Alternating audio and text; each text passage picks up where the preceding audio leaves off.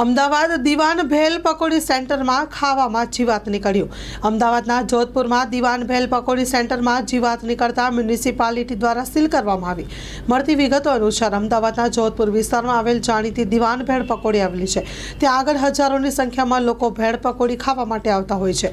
રવિવારના દિવસે હર્ષ નામના વ્યક્તિએ કડવો અનુભવ થયો। પકોડીમાં વંદો જોવા મળતા સ્ટાફને ફરિયાદ કરતા જણાવેલ કે વંદો નથી લાવ્યા। વધુમાં જણાવ્યું કે રસોડું ઘરે બનાવીએ છીએ તેમ કહી ગ્રાહક જોડે ઉદ્ધત વર્તન કર્યું હતું, જેની ફરિયાદના આધારે મ્યુનિસિપાલિટી દ્વારા તેને સીલ કરવામાં આવી। Story report by Vikramsinh Jhala.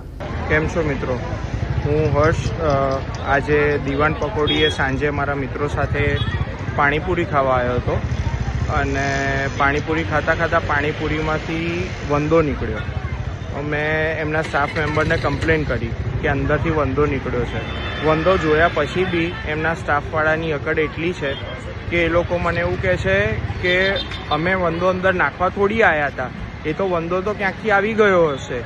અને સોરી કહેવાની જગ્યાએ કે ભૂલ સ્વીકારવાની જગ્યાએ અમને ખોટા આર્ગ્યુમેન્ટ કર્યા। અને પછી મેં કીધું તમારું કિચન બતાવો, તો કે કિચન તો અહીંયા આગળ નથી, અમારા ઘરે છે, તમે ચલો અમારા ઘરે કિચન જોવા માટે, એમ કરીને ખોટા આર્ગ્યુમેન્ટ કર્યા। અને આ વંદાના ફોટો અને વિડીયો બધું જ મેં લઈ લીધું છે અને પ્રૂફ પણ મારી જોડે છે, જે હું ફૂડ ડિપાર્ટમેન્ટમાં સબમિટ કરું છું। માં motor driving, safe and sure driving. Driving એ શોખ સાથે આપની મોટી જવાબદારી પણ છે। અમારા ઇન્સ્ટ્રક્ટર દ્વારા સચોટ અને સરળ માર્ગદર્શન,